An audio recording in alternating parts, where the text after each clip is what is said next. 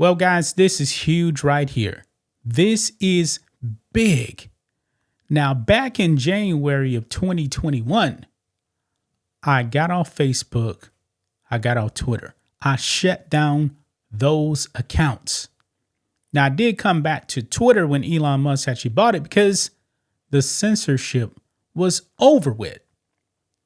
Now, January 6th, guys, of 2021, the Democrats and the left were treating it like it was Pearl Harbor or something like that. That was the excuse that truly censored America. And luckily for us, guys, that the censorship is ending.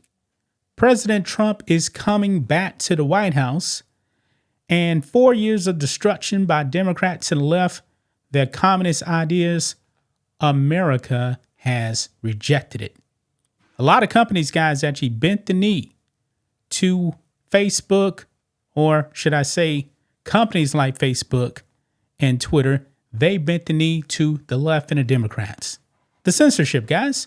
And even Mark Zuckerberg, who is the CEO of Meta, still a dumb name, by the way, Facebook, this man admitted that the left were pushing censorship on his platform. And he bent the knee.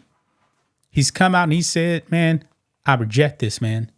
Because as soon as you gave the Democrats an inch, they wanted a mile.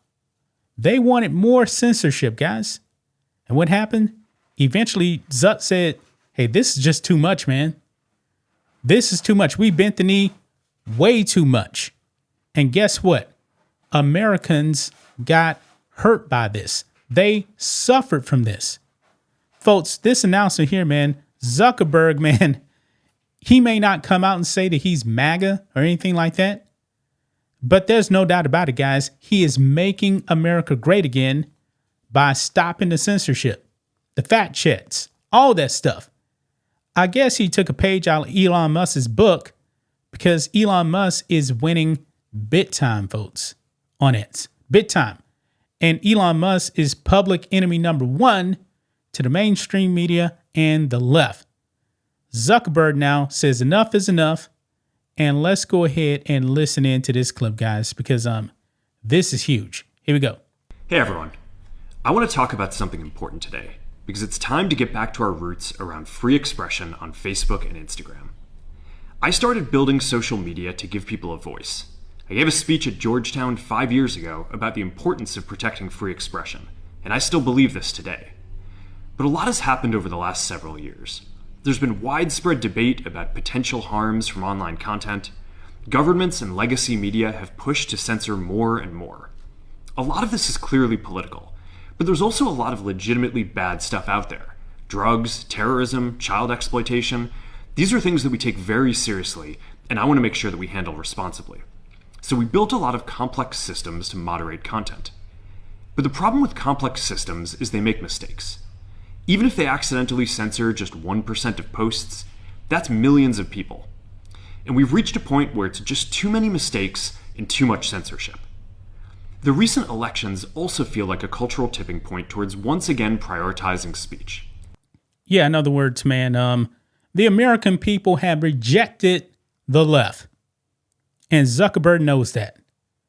If he continued on with the censorship, the American people are going to reject him more than ever.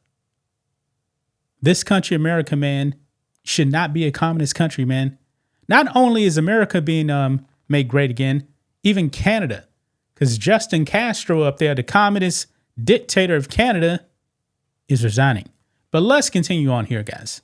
So we're going to get back to our roots and focus on reducing mistakes, simplifying our policies, and restoring free expression on our platforms. More specifically, here's what we're going to do.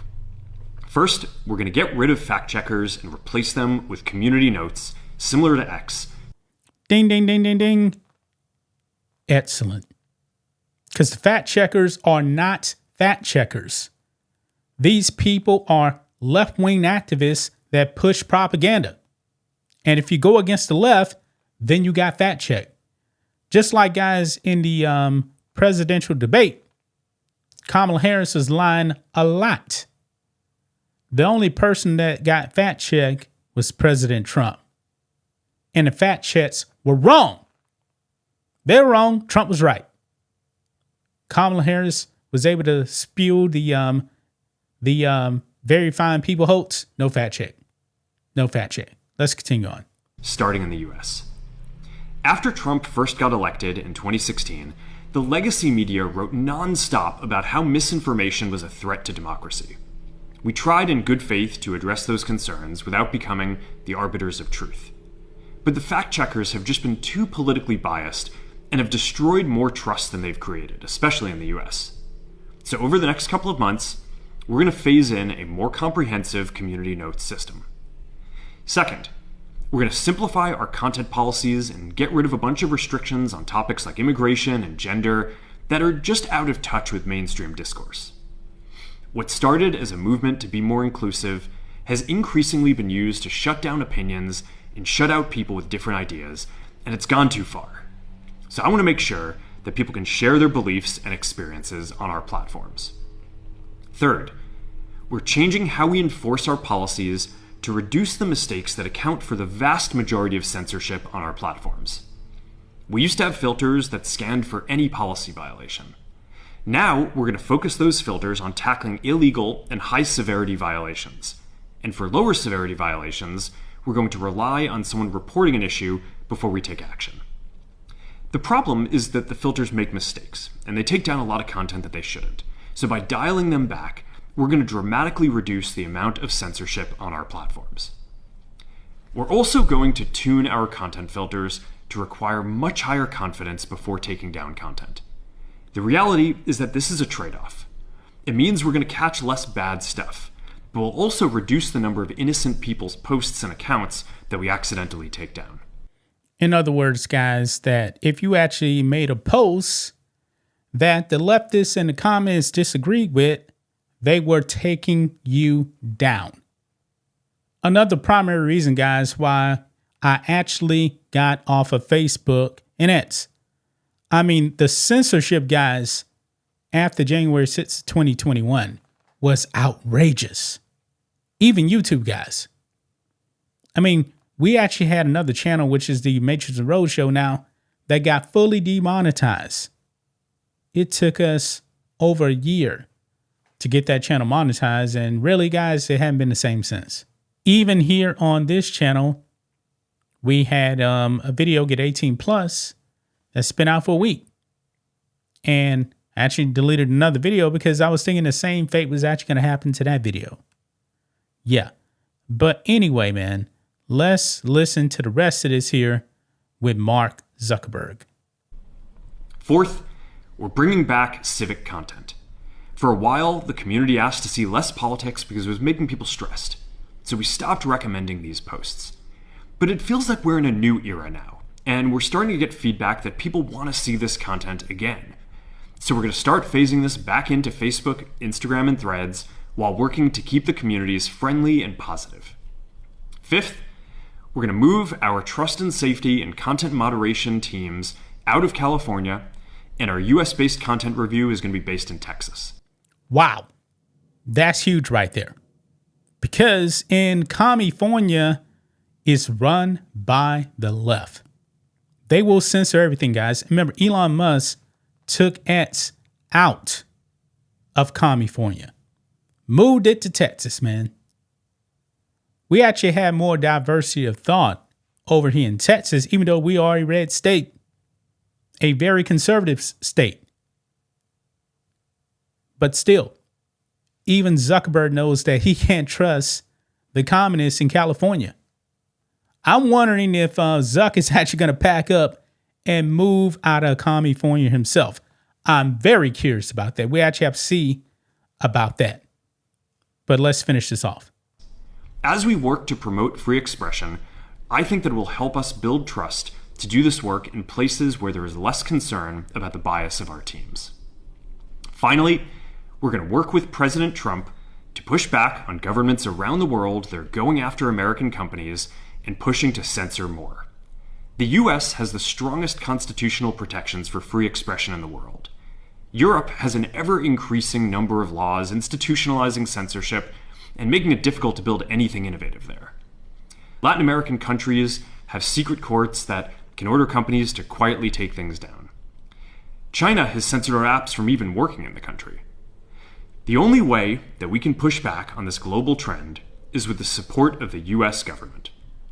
And that's why it's been so difficult over the past 4 years when even the US government has pushed for censorship. By going after us and other American companies, it has emboldened other governments to go even further. But now we have the opportunity to restore free expression, and I am excited to take it.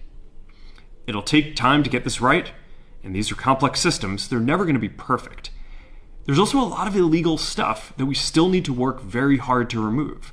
But the bottom line is that after years of having our content moderation work focus primarily on removing content, it is time to focus on reducing mistakes, simplifying our systems, and getting back to our roots about giving people voice. I'm looking forward to this next chapter. Stay good out there, and more to come soon. Wow. So that is the words there of Mark Zuckerberg, man. The left is collapsing, folks. Collapsing. If Zuckerberg wanted to keep his company afloat, because I believe the American people really had it with the censorship, guys, no doubt about it. They are fed up. We are fed up. Okay? Now look at this here. Elon Musk says this is cool. Facebook dumps fact checkers in attempt to restore free speech. Yeah, because the Democrats, man, they just gone way too far left. That is why the Democrats are a regional party. I knew that Kamala Harris really had no shot in the election because the American people were not going to vote for another 4 years of far left policies that have destroyed their lives, even socially. Okay? Now, look at this picture here, man. Look who is with Mark Zuckerberg right there. That is UFC president Dana White. Because the UFC head, Dana White, who is a Trump supporter, joins Meta's board of directors. Wow. So now Meta's board has diversity of thought. And I'm pretty sure, man, that the left is going to be furious, man. Mark Zuckerberg, man, has definitely changed his tune, man. You notice in the 2024 election, man, Zuck said, nah, I ain't getting involved in this. I really do believe, guys, that he actually voted for Trump. I truly do believe that. Remember, he donated, something like $400 million to Democrats in 2020. I'm pretty sure he actually regrets that. I'm pretty sure that he does. Zuckman has been doing jujitsu and stuff like that. He looks more like a man now than he did before. This man is probably red pill, guys. He probably is. I'm going to leave right there, guys. That's just my thoughts on this. What do you guys think of this? Black and White Network fans, let us know what you think about all this in the comments. Make sure to subscribe to the channel. And we'll catch you next time.